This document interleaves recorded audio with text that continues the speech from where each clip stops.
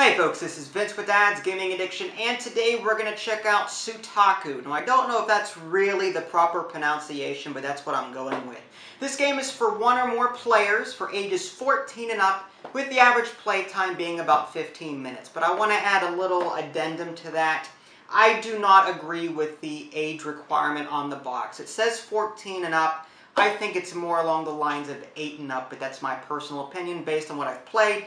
And, based on the fact that I've probably reviewed and played over 200 games at this point. So yeah, take my opinion for what you will. So what is Sutakku? Well, it is a dice rolling, dice stacking, push your luck game. And I don't want to go any further than that because for the most part that's exactly what this game is in a nutshell. So let's just take a quick look at the components and see how the game is played. Okay, so here's a very brief look at the components. Your box is right here. The game comes with a cloth bag for travel. You won't be using it during the game, but you can fit all the dice into this bag if you want to. Bring it with you, put it in your pocket. I mean, these are pretty large dice, so you better have some pretty large pockets. But it's more convenient to carry this around than this around. But this, again, the box is still relatively small. It'll fit inside a suitcase or whatnot. You've got a stacking board here, and it's sort of like a guide. As you can see, the dice do not have numbers on them. They are numbered 1 through 6, but I believe these are Japanese characters. I don't speak Japanese, so I can't be sure. But yeah, here's a little guide. 1, 2, 3, 4, 5, 6. This is where you stack the dice here. You've got your score pad here. You've got some bonus challenge cards here. These are purely optional. You do not have to use these when you play the game, but they will spice things up a bit. And finally, you've got your instructions manual. Okay, so the idea of this game is very simple. Like I mentioned in the introduction, you're going to be rolling dice, stacking them, and pushing your luck as far as you think it'll go. So the way this works, at the beginning of a player's turn, they'll go ahead and roll 3 dice. And let's just go ahead and sort of fudge the numbers a bit. This is a 1, this is a 2, and we'll make this, that's a 6. Okay, so the player will roll 3 dice. Now for the very first roll, you'll pick 2 of these dice and just put them on the stacking board in ascending order. If you happen to roll the same number, then you'll just simply put the same number on top of each other. So right now you've got a 1 and then a 2. So now this player has a choice. They can either keep going or they can stop. If they stop, they simply score what they have. If they keep going and they bust, well, then they lose basically everything that they've gained for this particular turn. So if they decide to keep going, they'll take another 3 dice that are off to the side here, roll those, and let's just say that this player gets a 2, and a 3, and a 6. Okay, so at this point, basically your goal, whenever you roll the dice, 2 of the 3 dice must be equal to or greater than the number that is sitting on top. This player has a 2 on top of the stacking dice here, so this 2 and this 3 will work. This 6 is also greater than, but you only take 2 of the 3 dice when you're stacking. Now, there are exceptions to that. I'll go over that in a minute. That's when you roll doubles and triples, but again, let me get through this first.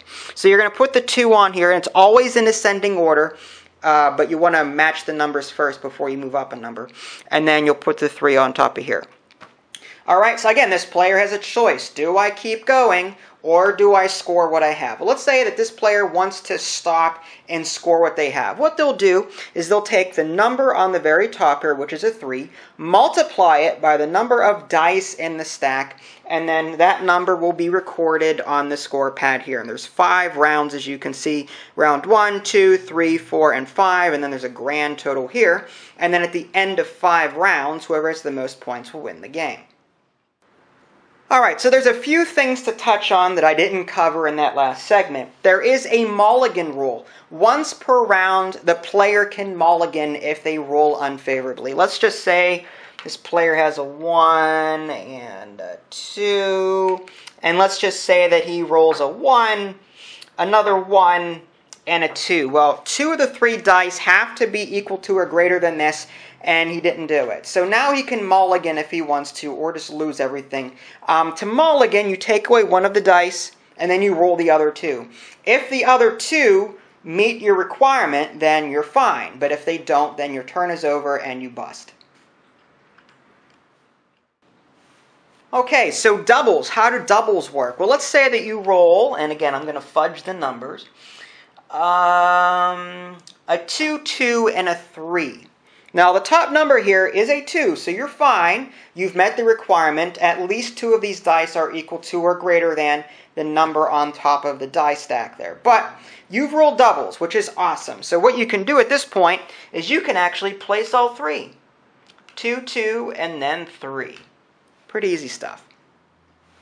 So what happens if you get triples? Well, let's say that, let's say these were 2s, okay, and that is legal. So you can place all 3 dice, just like with the doubles, on top like this. Now, if you do roll triples, and you cannot legally place it, like had these been 3 1s, then you simply get a free roll. That's it. So nothing too fancy there either. Alright, now there are some ways to get some bonus points. Now I'm not going to cover every little rule in the manual here, but here are the highlights. If you happen to stack on top of a 5, let's say that there was a 5 here, and then you knowingly go ahead and go, and you roll 3 more dice. And let's say that this player rolled a 5, and a 3, and a 6. Well, the 5 and the 6, you need 2 dice that are equal to or greater than this. So you've stacked on top of a 5, and for doing so, you get 50 points. If you happen to stack on top of a 6 successfully, then you'll get 100 bonus points. If you happen to use all 12 of your dice, you get a bonus 200 points.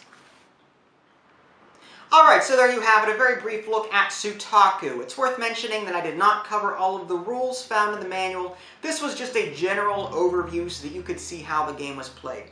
As far as what I thought, I do want to cover some things that I liked, and for one, the manual actually has a copy of the score sheet on the very back. So if you forget to take an extra copy or the last page of your score pad for copying purposes, you can use the score sheet located on the back of the manual. I like the fact that the designers recognize that humans are stupid sometimes, and well, no more need to be said about that. But yeah, adding the score sheet to the back of the manual, that's something I don't often see, and it's really nice. The challenge cards, I didn't cover this really at all. And these challenge cards, without going into them in depth here, you can play these on another player's turn to make their roll harder.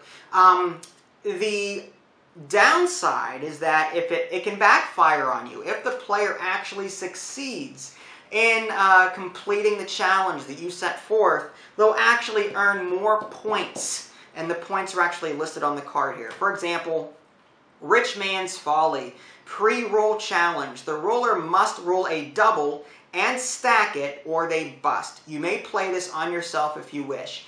If successful, the roller gains 25 bonus points. Again, these are completely optional, but they do add a little bit of spice to the game. As far as everything else goes, the dice are nice and big.